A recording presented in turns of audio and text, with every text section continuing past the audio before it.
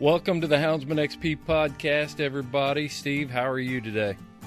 I'm doing great, Chris. Getting all geared up for a trip, a hunting trip. Got the bags are packed. I'm ready to go. Taxi's waiting outside the door. But you're not leaving on a jet plane, right? Correct. Okay. We're going to go the old F-150. Yeah. If she'll make one more trip, we're going to head up to Alabama by way of Mississippi and ultimately in the Delta of Arkansas for a few nights of coon chasing. So, yeah, everything's good. Are you going to put Cruz in a night hunt while you're out there? Yeah, I am. In fact, this was going to be his first trip to town. Yeah. Yeah, he's 16. Well, just turned 17 months old, and he's been up in Pennsylvania all summer camp, and with Randy Smith. And I went up a week or so ago and picked him up, and we're ready to go. I think he's more ready than I am, but yeah, there's a UKC doubleheader there in northern Mississippi on the Friday night of this week that I'm speaking with you. So, yeah. Yep. By the time this podcast comes out, you'll be able to, we'll be recording stories from White River. Well, yeah, that's kind of the plan. And we'll get some of those, as you say, organic stories right from hunting camp. That'd be great. Should be fun. I can't wait to hear those. Might even have a surprise guest or two. I'm not sure yet. I may load up and head that way for a night or two. Well, that'd be great. Yeah. That'd be great. Well, you'll probably have to use your producer's license on anything that I record out there. So we'll see how that goes. Hey, well, you know what we got going on today? We've got a YouTube sensation. Brett Vaughn is in the house today to talk to us a little bit, but Brett produces a YouTube channel called 100 Years Too Late and documents his hunting adventures in New Mexico, right down on the southern part of New Mexico there. And it's an interesting thing because I was drawn to Brett because our motto here at Houndsman XP is to preserve, protect, and promote the sport of hound hunting. And Brett is he's definitely capitalizing on the preserving part. He's kind of a Renaissance man, rides a mule while he's hunting. I'm not sure how the whole GoPro camera fits into the whole thing and the traditional part of lion hunting. But Brett, how are you today? I'm doing fine, thank you. We are glad to have you. Absolutely. Thank you. I'm glad to be here. Yeah. So, tell us where you live. I'm in southern New Mexico, down in the Rio Grande Valley, a place called Radium Springs right now. I've only been here for a couple of years. Prior to that, I had a place up in the Gila or up in the mountains, what we call the Black Range, up by Hillsboro. And I had that place for about 10 years and lived up there for about 2.5 years, totally off grid and no cell phone service, no electricity, just everything solar, and kind of spoiled me. But the fires came, and when the fires came, we had to move out, and everything just kind of changed, Yeah. Well, what kind of a culture shock was it moving back into the civilized world for you? I'm still not real civilized. It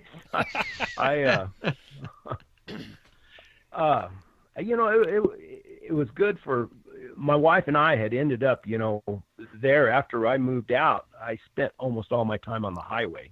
If I was down here, seeing her or staying down here, then I was worried about what was going on up at my camp. And then if I was up at camp, I was kind of worried about what was going on down here. So and it was about 100 miles of driving. So I just spent all my time in the highway. So it's kind of relief to when we sold the place. And I really just now in the last year getting settled down here. Yeah. Well, Brett, when you talk about the Black Range there, I'm reminded of the book by Dub Evans, The Slash Ranch Hounds. You familiar with that book? I'm sure. Yes, sir. Yes, sir. Uh-huh. Great book. Is that did I pinpoint the right area there? Yes, we were right on what would probably be the southern end of the range of where they hunted. Matter of fact, I think that the last grizzly bear that they killed in there wasn't too far from where my camp was. That's awesome. They had a place that I believe it was called Beaverhead. Is that right, or am I thinking about? Is that right? Yeah. It was Beaverhead. Yeah. And they moved out of Texas there. I think they migrated into New Mexico. It's a great book for our listeners who haven't read it. I would highly recommend it.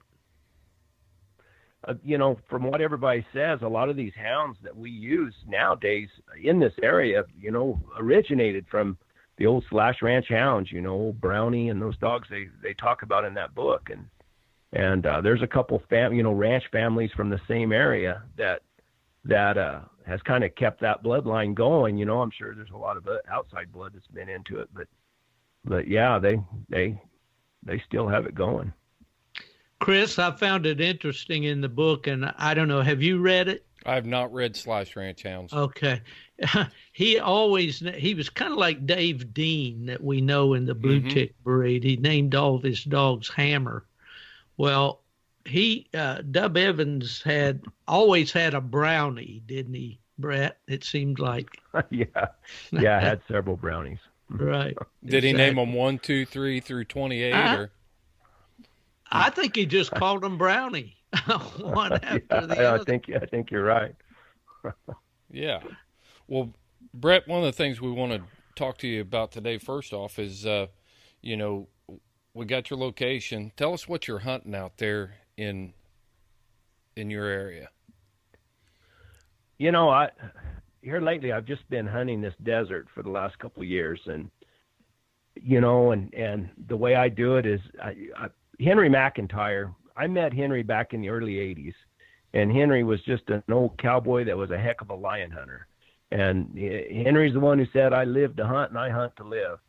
And I asked Henry one time, I said, how do you hunt lions? What do you do? And he told me, I put good dogs in good lion country and I make circles. And he rode a mule, rode a horse, whatever he had, I think. But that's kind of what I do now. It just kind of fascinated me. So I go out here in this desert and we have some lions that come through here. It's tough country. I mean, it's really hard country to trail in. And, but that's what I do is I go out there and I put dogs on the ground and I ride big circles. And what's your lion population like? I was just talking to a buddy of mine last night about that. And he was telling me, I've always said that we don't have a big enough deer population to hold many lions in this country. And I'm talking about just the area where I hunt. But I was talking to a friend of mine. He was deer hunting. And he's telling me about how many deer he had seen. And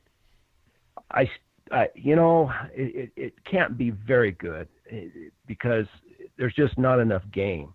Now we have, there's a female or two that lives around, and that, the toms in this country have a huge range. And we've got a little female that lives across the river down here that I trail around, from time to time. I can't catch her, but I have a good time, trailing around, seeing where she goes. What would you say the range on a tom lion is in your country there, Brett?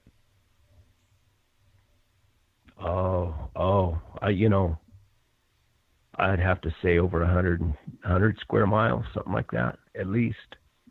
Yeah. I think they've told me that it's bigger than that in places, How long how many days do they routinely work that large area like that, where they pass back through in somewhat of a predictable way, or is it just pretty? I would think it would probably rely on whether they find anything to eat, right? Yes, I haven't been able to put any kind of pattern on how often they return. And the only thing I know is that, we had a tom come in here, and when I was talking to a buddy of mine, I kept saying, we need to stay out because there's going to be a tom come in and visit this female, and we got a pretty good chance of catching him. And finally there was one come in, and they called me. It was on some private property, and they called me, and I went in and did get him caught. And then right after that, there was another Tom that passed through, but he didn't stay very long. He just walked on through the country. And, I talked to an old time trapper that had trapped lions, for, 50 years. And he told me, he said, the lions will come in here and they'll stay, and they might be here for a month or two, and then they might leave and they won't be back for a year or maybe two. And that was his opinion of it. And he had about as much knowledge as anybody about it. Mm. Well, now, did you pick this area to hunt, or did I hear you say you basically moved there because of family obligations or whatever? Yeah, we moved. My folks are alive and they're up in age, so I'm about 3 or 4 miles from where my mom and dad live.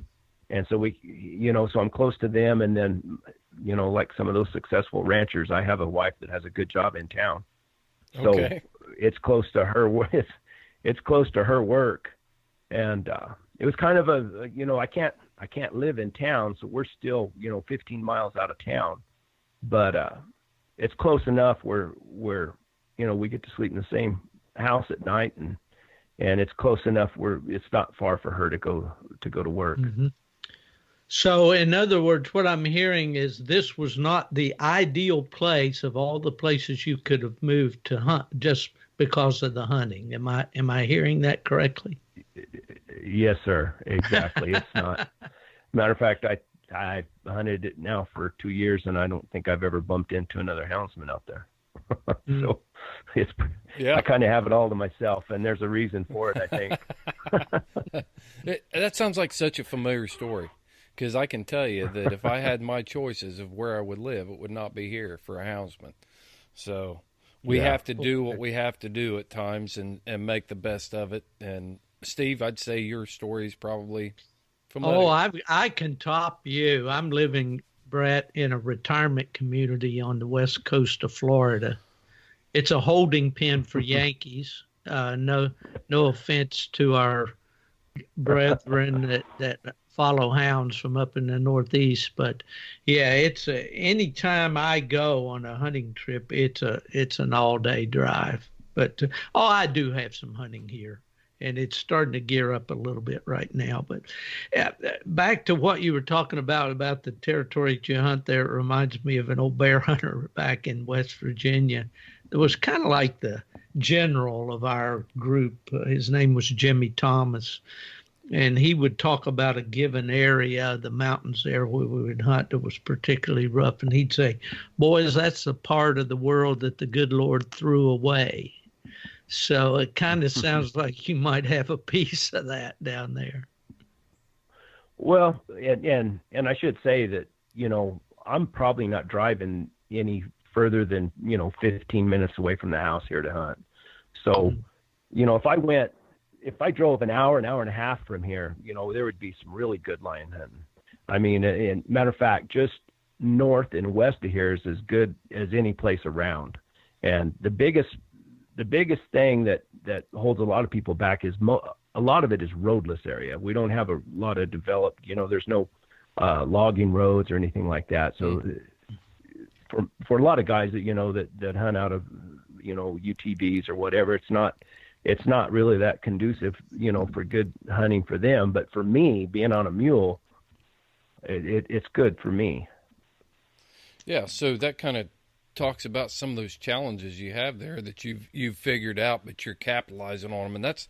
And I've enjoyed having mules in the past and really enjoy hunting off mules. And that's what's intriguing for me. The way you hunt, Brett, is off of those mules. So talk to us a little bit about the type of hounds you're hunting, where you got your hounds, what you're looking for in a hound, things like that. We'll kind of traverse through that territory a little bit. I was real fortunate. I have a friend of mine that, matter of fact, I made a video about him, David Heiss. He's a houndsman. He's a sight hound man, but he knows everybody in the country, and he knew I was looking for some lion hounds, and he put me in touch with a guy down by his name was Ralph Donahue, down in Southwest Texas, and he said this guy has the kind of hounds that you need for that country, and he was getting out. He was on a ranch, I think that the Mexicans owned down in Mexico, that managed the ranch for their deer, and they had some lion problems, so he had these hounds, and I went down there and bought all his dogs from him, and man, I was just as green as a gourd. I brought those dogs up here and turned them loose and said, "Here, go catch a lion." It didn't take them but 2 days to realize that they knew a lot more than I did, and they knew that they could get away with running coyotes and everything else. So it was a kind of a learning experience. But I had those hounds, and then a friend of mine from up there by Capitan was selling some of his dogs, and I bought a female from him that was a broke dog, and it was a real good dog. And I made a cross, and that was kind of a magic cross that a lot of these guys that are real good lion hunters now got. We all split up the pups. They got some, and I kept some, and they just made really good lion hounds. They're real cat-minded dogs and really good noses, really want to trail and kind of do things right, and we'll work out a track in this tough country. Dry ground hounds, I guess is what you call them. Yeah. So, how long ago was that you went over to Southwest Texas there and picked up dogs? That had to be around 2008 or 2009, something like that. Okay. All right. Do you remember the town you went to? It was Fort Davis, just outside of Van Horn, Texas. Okay. Yeah, we just got back from South Texas down there in some of that country. Yeah, I heard that when you went down there and hunted with Shorty. That was a good podcast. Yeah. Those guys have bobcats now. That's great country for bobcats. Yeah. Steve, you got something? Well, I'm just listening to Brett here talk about the hounds, and I was fortunate to hunt in that area, in the Capitan Mountain area there, and rough country. Took a Plott female with me from Michigan. She was in pretty good shape for Michigan, but she wasn't in shape for New Mexico. She, I think by the end of the first day, she was trying to pick all 4 feet up at the same time, and looked pretty much like a pin cushion from all the prickly pear and so forth. But she was game, and we did have a good time. There's an interesting little story, Brett, and I hope this wasn't you that we were dealing with here. But in the hunt that I took with Gary Washburn and George Hobbs, we were hunting in an area there somewhere around the Capitan Mountain. I'm not sure we were in the Lincoln National Forest, but we probably were. We may have been on private land. And we were hunting up a canyon that was called Hale Canyon. Do you know anything about that? No, sir. Well, on this hunt, we were running bear for sure. We were striking bear, and the dogs would tree, and then the bear would come out and apparently whip the dogs and get up in those huge boulders. I mean, rocks the size of houses. I'll never forget how. But anyway, after a long walk one day, we were coming out of there. We just happened to see something had gotten into a cache that someone had made there and left. It seemed like many, many years ago. And so we got in there tinkering around and all, and we found a tent in there, and the guy had painted on his tent, "The man who sleeps with cougars." So I don't know what we had there, whether we had a refugee. It was Hatchet Jack. You remember Hatchet Jack out of Jeremiah Johnson? I may have been. Yeah, he. But every time I think about that country, I think about that. And but this guy had planned to come back, but apparently he didn't come back for many years. So. Yeah, that's something. Sleeps with cougars. Maybe Yeah. There's two different kinds of cougars too, though. No, that's funny. I like it. Yeah, there we go. So tell us. Hey, listen. Oh, go ahead, Chris. I'll Hey, save mine for all right. later. Okay. Well, I was just going to drill down a little bit into these hounds and talk about some of the things that you need in order to be successful in that area that you're hunting, Brett. You're hunting there a lot, and you're catching game there. So tell us what you look for in a hound and what you breed for. I don't. You got to have the nose. You got to have the nose and the desire to trail. I think a lot of hounds, they all have the good noses. I think it's the desire to work those hard tracks and just stay hooked on a hard track and grind it out. And I'm still trying to figure out what it takes to be successful down here. I know the lion hunters that are good dry ground lion hunters, they hunt consecutive days. I mean, the guys who hunt, the old timers like Terrell Shelley or, Henry McIntyre and all those guys, they hunted, 6-7 days a week, and they just stayed out there and stayed after it. And I think that's what it takes to be able to get on the short end of that track where you can go ahead and get the lion caught. And, a lot of us and me, I don't do this for a living. I do it as a I don't know, a real expensive hobby, I guess is what you call it. But the outfitters that do it, they work at it. The guys who are successful, they're out there all the time. And if they're not out there, they've got somebody dragging roads or doing something so they can get on the short end of that track. And I think that's what it takes to be successful. The ranchers that were real good, they were out checking cows all the time and riding fence and doing stuff like that. And so they were always out and they always had their dogs out. And I think that, that made a big difference, that time spent, just out there making those circles. So do you go up in the mountains or, out in the desert there and when you get on a track, do you camp on the track at the end of the day? Are you doing things like that? I have. I've been up there last year at the end of the year. I thought, well, I'm just going to stay out here and stay after this female because I had her on. I got some game cameras.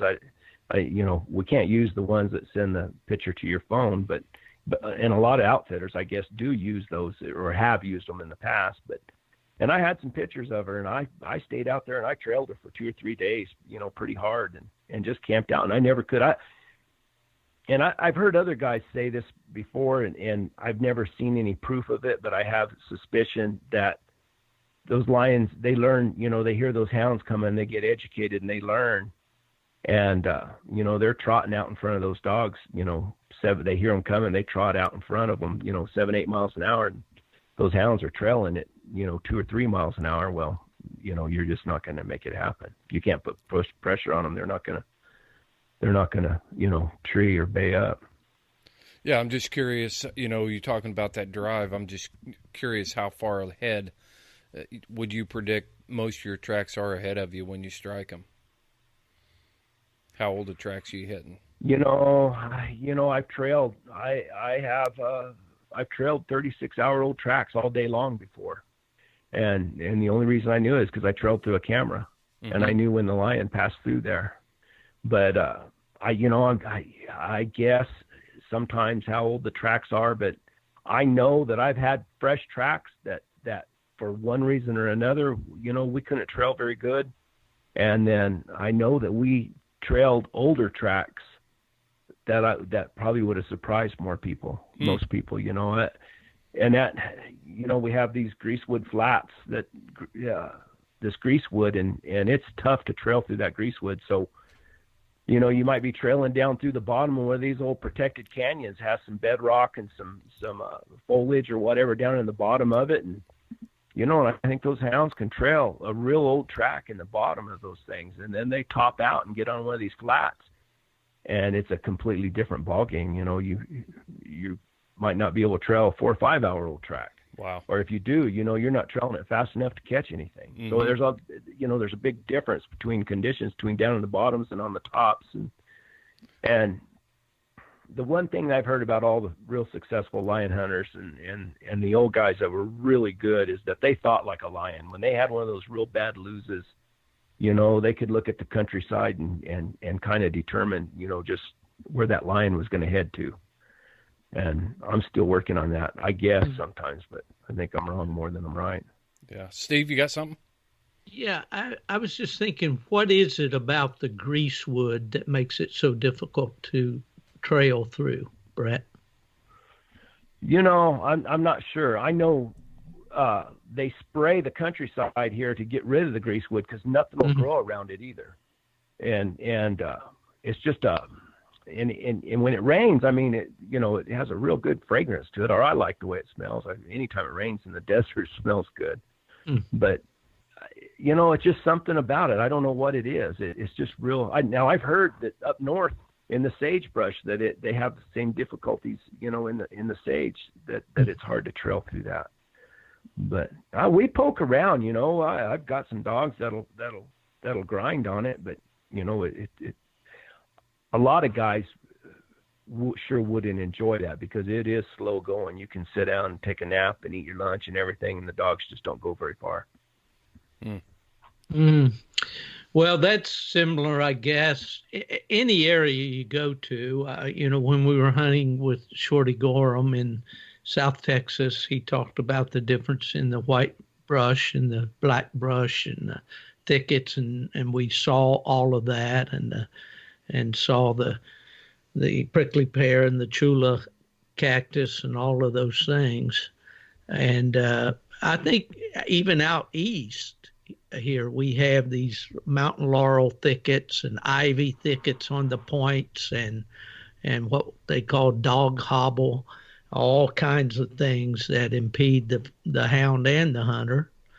So I guess no matter where you go, but I don't think there's anywhere that could possibly be tougher to trail than where you are in those extremely dry conditions. Seems to me. Yeah, and like you said, every area has the obstacles. You know, when I was up in the mountains up there at my camp, you know, the trailing conditions were a lot better, and you could trail pretty good. But then we had these big bluffs, and real rough country, and we would, you know, trail up and tree, you know, and I'd work for an hour to get up to that tree, and then get within 100 yards, and I would jump, run across the canyon.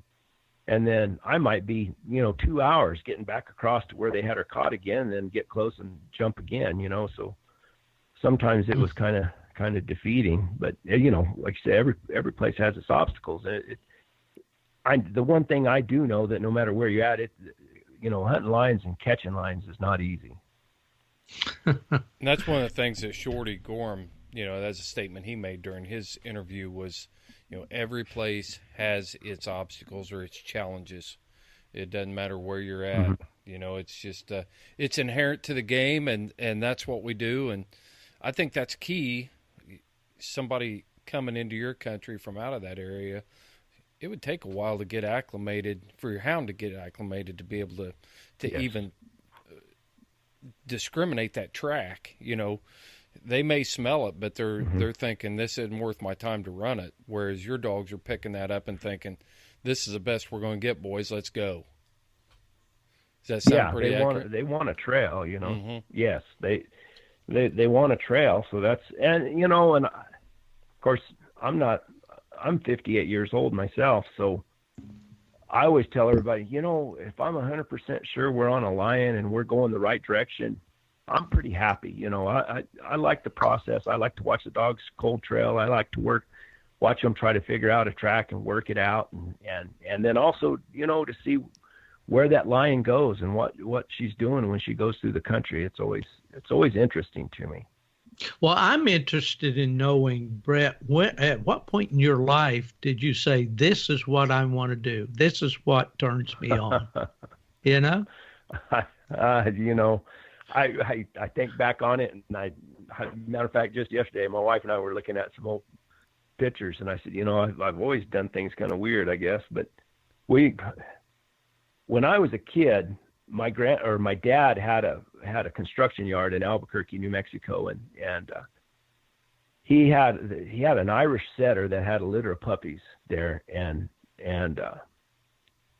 he brought one home to me, and it was black and tan, hairy dog, looked just like an Airedale, and that's what my grandfather said. My grandfather said, "Well, that's an Airedale," and I said, I didn't know what an Airedale was, and he said, "Those are bear dogs. They use those to hunt bears," and something just kind of clicked right then. I said, "Man, you can hunt bears with dogs," and I mean, after that, I've read Elliot Barker's books, when the dogs bark tree. And then I think Duffy had an article in the Outdoor Life, and this is back in the early 70s, I guess, that about the Airedales and I think the name of the article was Tough But Gentle, and talked about, how good they were. And I got into Airedales for a long time. I had a bunch of them and tried to hunt, and I didn't have anybody in my family really to show me how or to teach me. And of course, back then, we didn't have the internet or anything like that. So I just kind of on my own, and it just continued, I kept trying. And then in the early 80s, I went and seen Henry McIntyre. I went and seen Ross Johnson. He was an outfitter up here. And matter of fact, he lived on the camp that I ended up buying up there. And then I went and seen Mike Root, and I was trying to get a hound. When I went seeing Henry McIntyre, he had several lions in cages out there behind his house, and he'd have a big old Tom lion in a cage with a piece of plywood on top and a cinder block, and I tried to get I did figure out that I needed to get hounds instead of those Airedales for this old tough country. And then I remember I had a subscription to Full Cry, and J.R. Williams, a guy I ended up getting to hunt with. He's passed on now, but he had a picture of a lion down here off of Highway 70 on a big old rock with the cars going by in the background. And I always tried to get a hold of him, and I never could catch him. But yeah, it was just something that I always wanted to do, and I really don't. Sometimes I question why. We talked about the old shade tree hound site back in the internet message board days, and it's funny, you're in there and you're seeing all these different names and stuff, but you and I were in there at the same time, talking, asking questions and different stuff like that. Not that I can ever remember any specific conversation you and I had, but it's a small world when you get into the hound world, that's for sure. And that was before Facebook and before YouTube or anything they got now. The old shade tree, Bruce Kennedy. That's where all these interviews that I post now, that's where they came from, was Bruce. Yeah, no wonder you got rid of your Airedales. Remember his you can discuss anything you want here as long as it's not Airedales. Man, if you mentioned, there was some history to that, and I think you and I discussed it. He because I got to know Bruce a little bit and got to talk. I was working in Tucson. I got to talk to him some, and he told me one time. I asked him. I said, "Bruce," I said, "What do you have against Airedales? I mean, what's the problem?" And he told me. He said, he said it's not really the dog. He said it's the owners that I don't like. Well, in hound history, especially in my breed with the Plott breed, there's some history there. The Vaughn Plott, who was the youngest of the, probably the last of the Plott family that were really hunters. And he had Airedales at times. And I know the Eastern bear hunters thought that maybe a little Airedale mixed in would add a little more grit to the dogs, maybe a little more bite and that sort of thing. And there's a story about Vaughn's Airedale being killed by a bear, and the boys snipped off the little stub tail and brought it back to Vaughn to prove to him that his dog had been killed by the bear. But yeah, my father had a bear hunting friend in the Blue Ridge Mountains of Virginia around Waynesboro, whose name was Pete Falls. And he bred Airedale into his hounds. They weren't Plott hounds. They were, he had one that was a black and tan colored hound. And he looked like a hound, except he had a fuzzy face. I fuzzy wonder if muzzle. some of that high tan doesn't come from that intermingling that we see occasionally in Could the be. plot breed. Could be, for Yeah. sure. Right. Yeah, the can't plot remember breed what is, it's a southern utility breed, and it's a combination of many, many different breeds that came together to produce a brindle dog. But that's a story for another day, I guess. But I had two females that I had a female that had a litter pup, so it was half Airedale and half I think a Walker of some sort. And then my Hoover dog, which was he was a big-headed dog that came from Riley Miller, and he had a female that was a laser bred dog. Anyway, but he bred her, and I kept two of the pups, and they were 3/4 hound and a quarter Airedale, and real slow starting dogs. But when they decided to start trailing and start hunting right, if I'd have never had any other dogs, I'd have just had those two, because they terrible voices of terrible things to listen to, but they were just real smart. Had a really big brain, could figure things out. Good tree dogs, and just ended up being really good dogs. Yeah. So we talked about Bruce Kennedy a little bit, and that kind of brings us to our next segment here that we want to talk about, and that's this YouTube channel you do, and called Born 100 Years Too Late. And as I look at it, you've got almost 2,500 subscribers on your YouTube channel. And the thing that really intrigues me is the history that you're catching there. I mean, you've got the Warriors of Delgado, you've got Daryl Stryker, you've got a lot of older houndsmen, legendary houndsmen from your part of the world out there that you're trying to preserve their stories. So, and then the cool thing I think about your videos too is you can watch a lot of videos, hound hunting videos, and it seems like people want to show you the track, and then they want to show you the tree, and you're telling the story between those two parts of it, Brett. And that our team roped competitively for years and years, and we videoed all our runs, I think, just so we could critique ourselves and see what we were doing wrong and try to improve. And then when I started hunting a lot, my wife tried to talk me into writing a diary, keeping track of what happened, and I just too lazy to write, really. I would write in it for about 3 or 4 times, and then I'd quit. But I found out that if I had a camera with me, I would video the day, and then I could video, when I took off in the morning, I could say on the camera, well, shoot, I'm taking so-and-so dogs, we're going over here, and, the temperature's this, and blah, blah, whatever. And then I thought, well, when this YouTube thing came out, I thought, well, I'll start uploading some of this and just see. And I did, there's a video, one of the very first ones was a hunt I did with J.R. Williams. And when I finally got to hunt with him, and he was 80-something years old, and it was real interesting. And then the Bruce Kennedy videos, I bought them years ago, and I just listening to those old lion hunters talk and just fascinated me. So in the back of my mind, I thought, well, maybe I can put all this together and I can start, interviewing some of these guys. There's still a lot of guys that, nobody's ever heard about that have really neat stories. And so I started, videoing one thing or another, started learning how to edit and putting things together and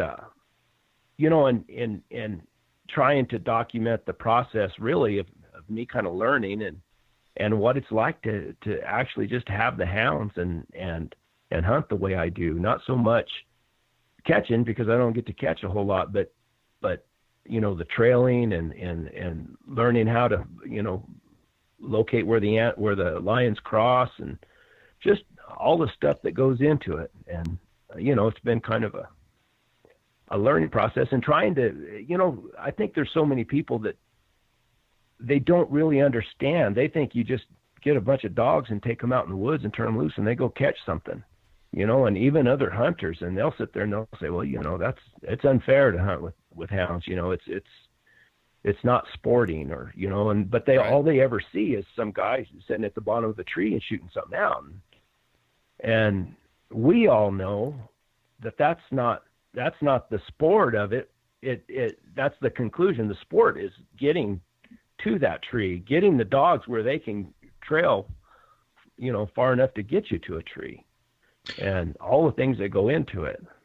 Well, Brett, one of the most phenomenal things to me, amazing, I guess is the word I want to use, is to think that a hound can stick its nose in that old dry powder, rock and cactus, and smell an animal that's been there a day, 2 days, sometimes 3 days ago, and somehow have the determination and the brain power to figure out which way that scent's going and to stay with it, whether it's a day or maybe 2 days or whatever. To me, that's just the most phenomenal, extreme thing that I can think of in the sport of hound hunting. I grew up in the home of a bear hunter. I've been to many, many bear trees. I've seen cold trail jobs in the eastern mountains. I've seen rough terrain, all those things.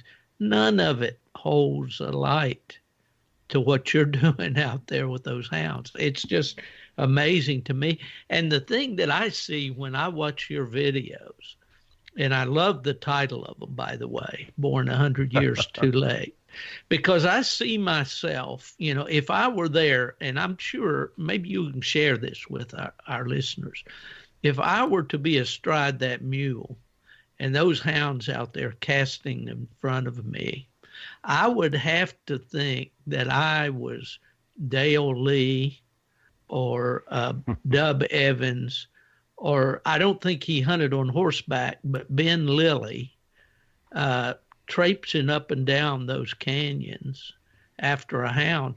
I mean, even when I was a kid, we would go out, and at that time, the American chestnut tree was huge in the eastern part of the country until the blight killed them all. But when I was a kid growing up, it was not unusual at all to see chestnut rail fences through the mountains around old, deserted, homesteads. And I would imagine myself being that guy that built that fence and that had that whole wilderness to himself. So I'm envious when I see you riding your mule and out there with your hound and all that great big wide country. It's quite a trip, and I do envision what it must have been like 100 years ago. So good job for sure. And and that's the way I kind of, of course I use the Garmin's and everything, and I got a truck and a trailer and a solar system in my trailer that charges my collars, but everything else I try to keep it just, where I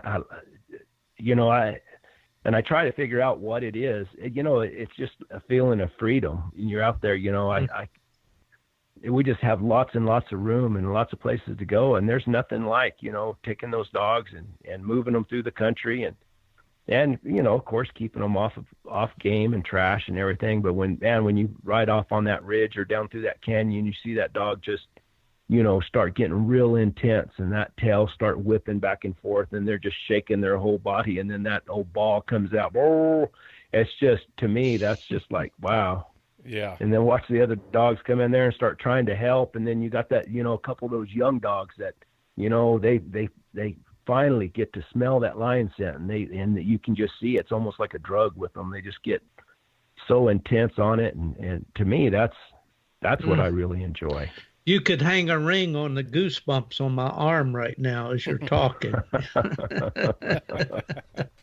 Well, that's one of the things that really I've been trying to figure out a way to describe, why I find your videos so intriguing. And it's because of the depth of describing the hunt, the thrill of the chase. years ago, and I think we may have talked about this too, but there was another message board in the early internet days called the Coyote Gods. That guy was out of Tucson, Arizona, and I started following that one as well. And I got this bug that I wanted to start calling coyotes, and everybody said you couldn't do it in the East effectively. And I remember, hunting. I hunted 30. It was 33 days straight before I ever saw the first coyote that I called in. And so that is the way I envision, and the feeling I get from your videos is you want to master this. They're there. You've got a hound that can do it. And it's not all about catching the game. There's a lot of beauty and story to be told in the hunt. And I just can't get over the fact that is one element of this sport that I think we miss a lot, is the value of the intrinsic values of hunting and the feelings we get, the types of emotions that it draws out of us, and the satisfaction it gives us. Not necessarily catching game or they always say when you kill something, that's when the work starts, and that's the fun's over at that part. It's the way that you tell the story of the hunt that I feel is so valuable and something that is so desperately needed in our sport. Yes. I was talking to a guy the other day, and we don't, like, we all know, we do it. We know what it's about. And then you have, a small group of these fanatical anti-hunters, we're never going to change their mind. They're over there and their mind's already made up. But the majority of the people are right in the middle. And these are the people that are busy, they're trying to pay the bills and get the kids to school and them get to work and, just live their lives. And if we let the anti-hunters control the narrative by just showing a bunch of bawling dogs and something falling out of a tree, then that's the only vision they have of it. They don't see, the love we have for the hounds or how we take care of them or all the things that we worry about or how, the things that go into the hunt, the sport, and how hard it is. It's not, you talk to, I think it was Stephen Ranella or these guys that, finally go on a lion hunt, and they say, man, that's one of the hardest hunts we've ever been on. Mm-hmm. And I think that's something that, we need to, or I try to share. Yeah. Good stuff right there. Well, tell us about some of the most interesting interviews or some of the most interesting characters you might have met out there since you've been hunting in the Southwest there.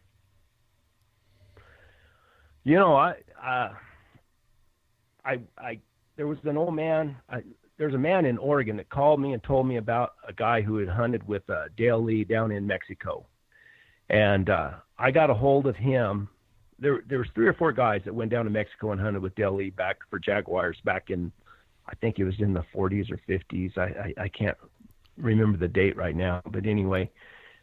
So I contacted him and I went down and I interviewed him and talked to him quite a bit. And he was an older man, and he was just kind of a camp boy, but some of the interesting things is like he ran a big trot line, and they use a pressure cooker, and they would cook the fish, and that's what they'd feed the hounds. And I thought that was pretty interesting. And then there's another guy that I went back to Tennessee to talk to that had hunted with Dale Lee down in Mexico, and then I think he went to South America also, down in Belize. And his name's Charlie Settles. And I drove all the way to Tennessee to interview him and talk to him. And if he hunted with Dale Lee or not, this guy was a unique character, just like you'd think of somebody from Tennessee. When I pulled up, he was an old cabin, and he was out on the porch whittling. He carved these little statues of all different kinds of things. And man, he'd hunted everywhere. He'd hunted New Mexico, Arizona, back in Washington. He went up in Canada and trapped it for a living and hunted up there. and ran his fox hounds, and that was one thing he told me. He said those dogs that Dale Lee had, he said they didn't have any better nose than my fox hounds. He was real proud of that. Yeah. And but I spent the whole day with him and talked to him, and I haven't ever published these videos because both the guys that I talked to, they have a story about another man that was involved with the hunt too. And this man's in his 80s and he's still alive. And I didn't feel like I can tell the whole story until I have the opportunity to talk to him also. And I just, with the fires and the moving and everything, I just haven't had the opportunity to go talk to him. Mm-hmm. But there's a lot of these guys, little, hidden gems, out here that nobody's ever heard about, that have, kind of spent their life, running the hounds and hunting all over this country, and several that I've talked to on the phone, and some of them, it's kind of hard to get them to agree to sit down and talk to you. They're a little suspicious, and we know and just the nature of this. Yeah. Just the nature of what we do is kind of a solitary or kind of attracts a kind of a loner, I guess. And, they don't really want to share their story always. So I've run into some of those roadblocks, and I'm sure you have too. Yeah. Yeah, I had an experience back in my UKC days with getting to meet, actually I never met him personally, but through a friend, a gentleman named Jim Laws, who had hunted with the Plott family on Hazel Creek, which is part of in the Great Smoky Mountain National Park now, and had some phenomenal stories about the dogs. He was the one that told the story about Von Plott's Airedale having its tail cut off. But when you find a gem like that, it's truly remarkable. This gentleman, a fella went 4 or 5 different times and sat on the porch in the rocker with this Mr. Laws and recorded on a little cassette recorder those conversations and priceless stuff, which I have and have had them put onto CD. And I guess I need to digitize that and share them with the world. But that sounds like a great opportunity for sure. Well, what you're doing out there, yeah. Brett, I think what you're doing and what we're doing, I think we've got a pretty common goal here, really, when we get right down to it. Somebody's got to tell these stories. Somebody's got to bring out why we do what we do. Showcase the heritage of what we do. I was listening to a podcast the other day, and it's in a state where they've had a successful black bear reintroduction, and they've made some strides. They've had a hunting season there for several years. In 2000, I think, or 2001, they started allowing baiting. But the question came up: is there any plan to allow hound hunting? And the answer from this biologist was no, probably not, because it's controversial, and currently they're managing the bears the way they need to with their current practices and things like that. But the point came up that the Appalachian Mountains is so rich in heritage. That is why hound hunting has survived in that area for as long as it has, because there's such a deep, rich heritage. And we can paint the same picture. You're painting the same picture for the Southwest out there with the houndsmen you're interviewing, and that's the value. Is that pretty close? I mean, does that seem? You bet. Okay, you want to talk about what the importance is? A rich heritage. In this, when they came out here, when the ranchers came out here and they started running cattle and raising horses and. They had to hunt lions out of to save them. So they could make a living, and so they started hunting lions out of necessity. And if you listen to, of course, Warner Glenn, you listen to him, that they were down there in the thick of it in Arizona, southern Arizona, and they had to have hounds. They said they couldn't raise any colts out there because the lions would just eat them up. And it's just all these ranches, you know, had their pack of hounds, and a lot, you know, of course, a lot of the guys, you know, like the Ben Lillies and them, they didn't care anything about a cow. They just cared about hunting. But you know, I don't know. It's something that I think a lot of people just don't understand. Well, and if we go ahead, finish your thoughts. And if we, I mean, and that's kind of, you know, what I try to do is try to show the sport in it, and sometimes it's hard to tell that story. I hope I'm getting better at it, but sometimes it's hard. I think you're doing an outstanding job. You know, we had a guest on some time ago named Mike Thorman from Michigan with the Michigan United Hunting Dog Federation up there. And he said that the farther people get away from the farm, the more out of touch they become with wildlife management, where their food comes from. I'm paraphrasing, of course. And even when I was a kid, there were still people that came that were at Thanksgiving dinner, family members who were houndsmen or were familiar with coon hunting or bear hunting or whatever it was. And that's not the case anymore. We're so many generations removed now from the landscape that people lose touch, and they don't understand why these things need to occur, what the value is of it, of hunting, and especially in the case of houndsmen, you know, we're getting farther and farther away, and what we're trying to do and what you're trying to do is bring it back to the center and show the value of it and the intrinsic values of it. It's not just about you know, bloodshed and killing animals. No. It's about a lot of intrinsic things that we do. You know, hound hunting is one of the easiest gateway sports for people to get back into hunting. You're not sitting in a blind. You're not, you know, you don't have to be quiet. The kids can run around and catch lightning bugs or whatever they need to do. Steve, you got something? Well, I'm just thinking as Brett is talking, and you as well, Chris, you know, I'll be, in about 3 weeks, I'll be going up to Virginia for the opening of the winter bear season up there, hunting with some friends, and, you know, in a type of terrain that I've hunted all my life. I was born in the home of a bear hunter that actively hunted bears for over 50 years. And recent turn of events in Virginia politics now has a liberal Senate and House in that state and a liberal governor that, you know, want our guns, our hounds, and everything else that goes along with it.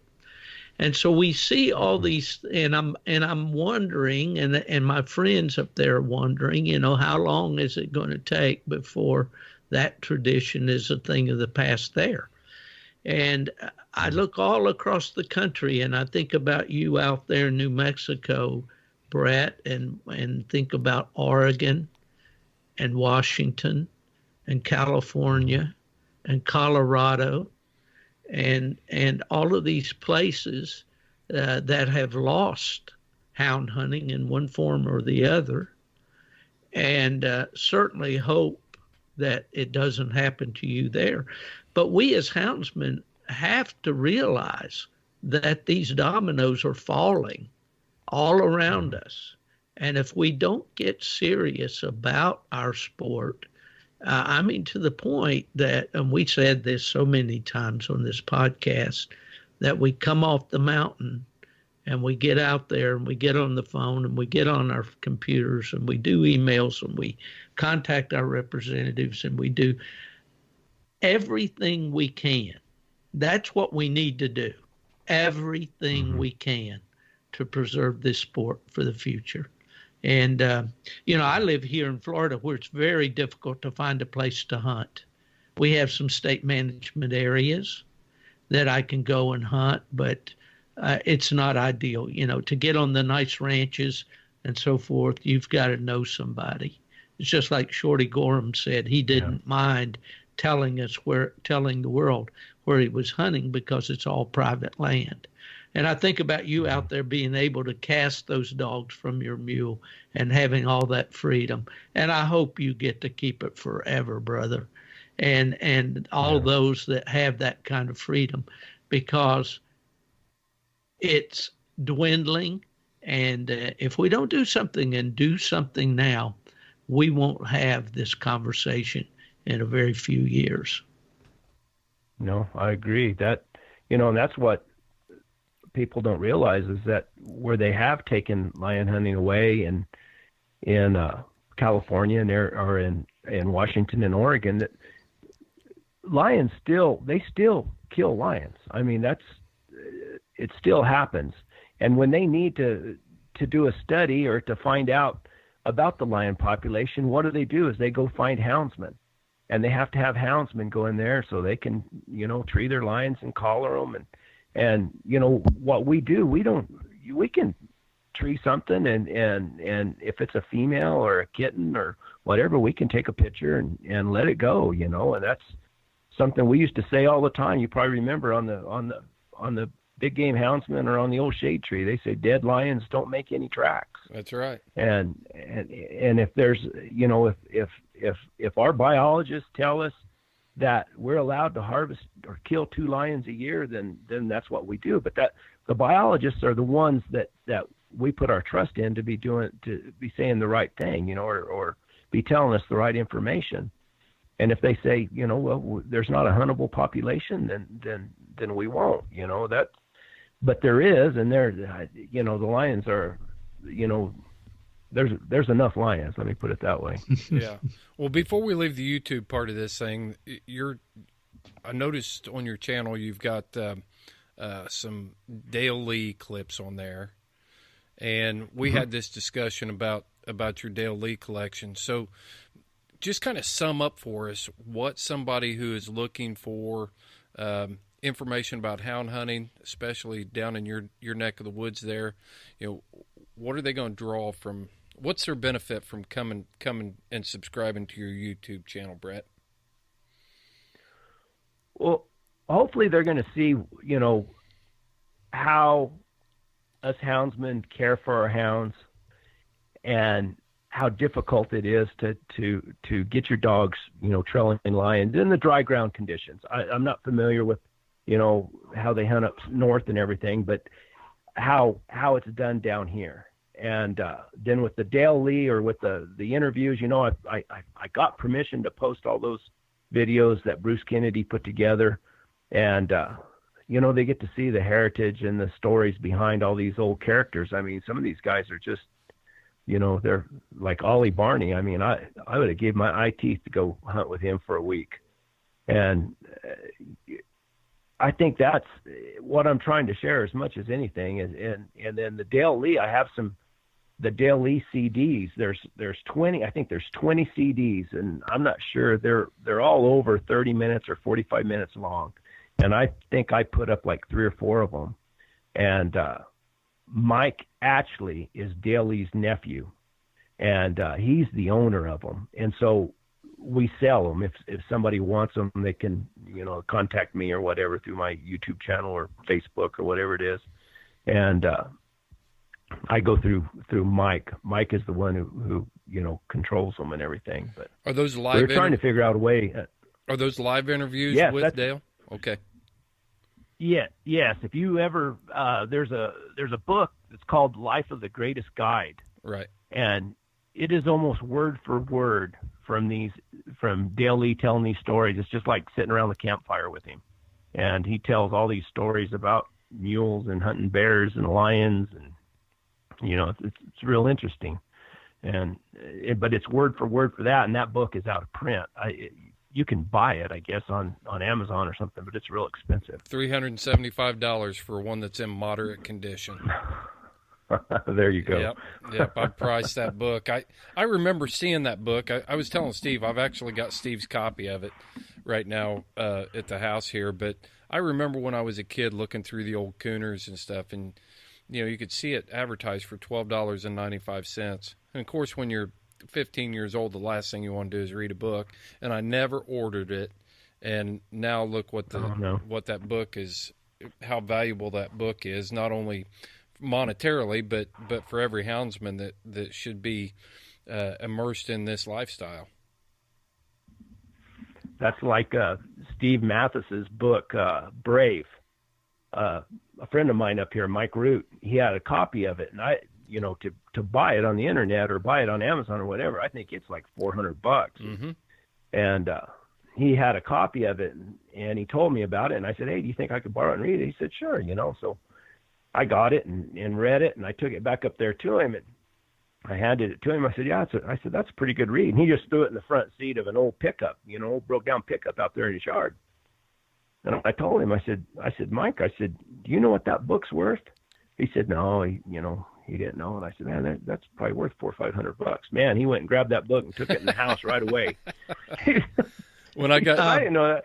When I got Steve's copy, it was in a Ziploc bag, and I think it had taken. I think he ran it through the, sucked all the air out of it with the Hoover to make sure it was all vacuum sealed. I was going to say, I don't think Mike would have loaned me the book if he thought he knew how much it was worth. Yeah. That's right, Brett. And a reminder to Chris, don't forget where that thing lives, okay? I know exactly where it's at right now. No, Yeah. Well, sure. Brett, I want to ask you real quick. Yes, sir. What's the jaguar situation down there in southern New Mexico? You hear rumors all the time. I don't believe that there's ever been a breeding female or a breeding population, either in Arizona or New Mexico. I think what we do is we just get these wandering, males that come up into the Boot Hill or up in Arizona. Or if you look on the map and you look south of southern Arizona, then you have all that. I guess it's the Sierra Madre or whatever mountain range it is down there. So I think that you just get a wandering tom or male that comes up into this country from time to time, probably looking for his own range or a female. But from what I can tell and from what I've read and everything, that there's never been a breeding population here. Mm-hmm.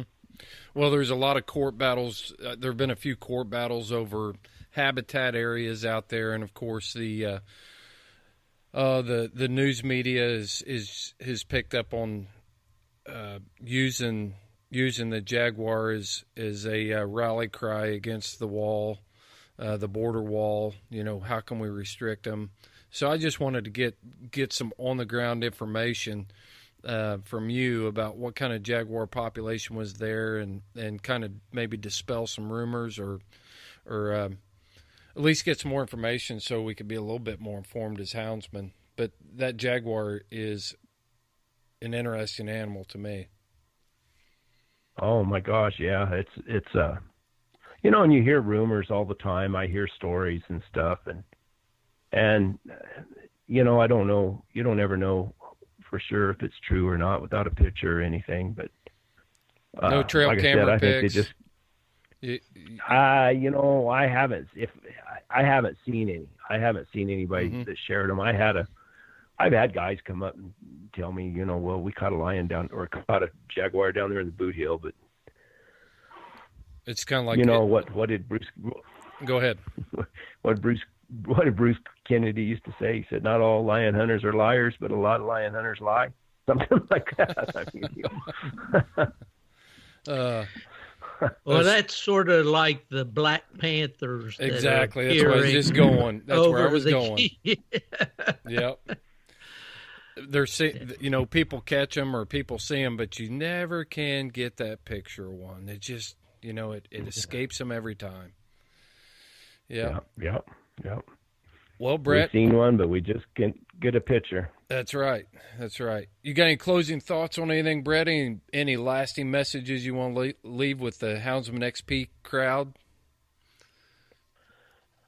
No, I just, I thank you guys. I think what you're doing is a great thing.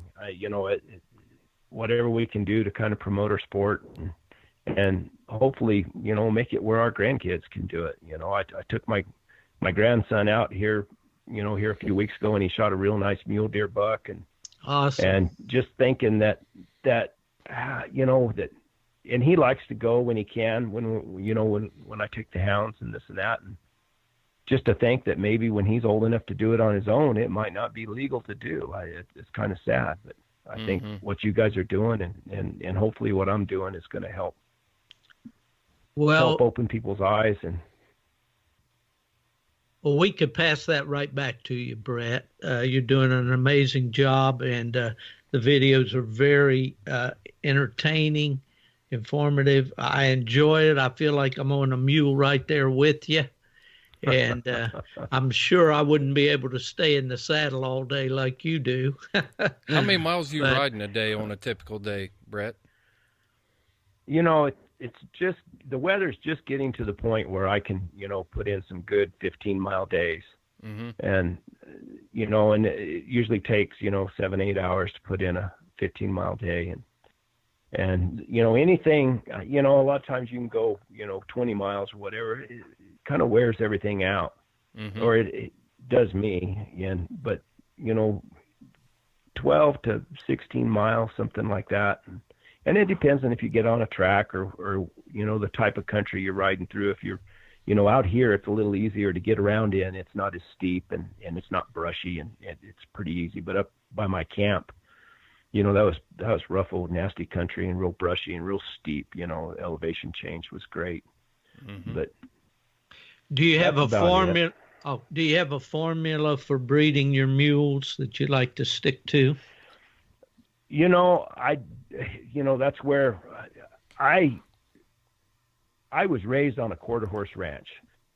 We had 40 head of brood mares, and I showed in the AQHA, the Quarter Horse Association, and that was what my family did. And I was around horses, you know, all my life and competing on horses. And then I roped at a high level, you know, for a long time. And there was an old rancher out here, and I was hunting on his ranch on one of my roping horses.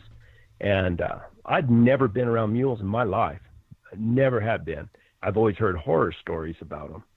And he told me, he said, and I asked him, I said, Mr. Hyatt, I said, what do you think about mules? He said, the way you hunt, he said, if you could get a mule, he said, it'd be good, man. And he looked me right in the eye and pointed his finger at me. And he said, get a good mule. He said, don't mess around with junk, you know, make sure you get a good mule. And I've been real fortunate to have some good mules, but as far as how they're bred or anything like that, I don't know that much about them. I just don't. I get on them and I treat them like a horse. I mean, I like to think that I've improved the ones I've got, you know, but the main thing with me hunting by myself is I have to have something that's safe. I can't have a bronc out there because I get way back out there and, you know, by myself and everything. I'm not real young. I'm 58 years old myself. So I don't want to get hurt. Right. Well, it's interesting. The mules always interest me. My grandfather had mules on the farm in Tennessee. I'm looking at a painting that I had done of him and his draft mules in front of the barn. And so I've always found them interesting. Have done a little bit of hunting, but really know nothing about how to breed them or train them or whatever. You know, what I like about them, besides, you know, the typical things that they're sure-footed and everything, they're just so tough. I mean, that old mule of mine, Jet Johnson, and I've made a lot of videos about him. You know, and him and I've had him for 12 years now or something like that, and we've been a lot of miles together. And he's just like one of those hounds out there almost, you know. When it's just me and him out there, he'll just follow me around like a dog, and I just throw the reins over his neck. And in the morning, you know, he's getting some age on him now, and in the mornings when I go out, he'll meet me at the gate. You know, he's ready to go, but he's typical of an old man. In the afternoon, he kind of gets grumpy. Needs a nap. Well, yeah, he just don't like me messing with him or anything in the afternoon. Yeah, he's ready to go home and, like you said, take a nap. Yeah. Well, Steve, you got any closing thoughts? I don't, except that I have thoroughly enjoyed our visit with you today, Brett, and I feel like I know you so much better, and I'll be watching your videos. Keep them coming, please, and maybe someday, our paths may cross. I hope so. Yeah. Brett, yeah, I hope so too. Yeah, I just want to echo what Steve said. I'm really glad that you agreed to come on the podcast, tell your story. Hopefully we can get your subscribers up there a little bit on your YouTube channel, because if somebody's not watching that, then they're missing a valuable part of the hunting tradition, in my opinion. And I just appreciate everything you're doing, and keep after them. Well, I'm trying to improve. It's kind of like I said, it's kind of a hobby of mine. Trying to learn how to tell the story and film it or edit it or put it up in such a way where it looks good. That's kind of hard for me sometimes. I think you're doing a great job. I really do. Yeah. Well, Steve, thank you. I'm going to kick it right over to you, Steve, to close us out. All right, Brett, if you've listened to our podcast before, you know that we talk about my bear hunting friend in West Virginia. I suppose we've got an old Tom Lyon cat track out there. I'll get it right in a minute. A lion is a cat, right? I think so. Anyway, we've got a Tom Lyon track out there, and we're going to release the dogs, and I'm going to put one in there too. And as the day goes on, you follow your hound, and I'll follow mine.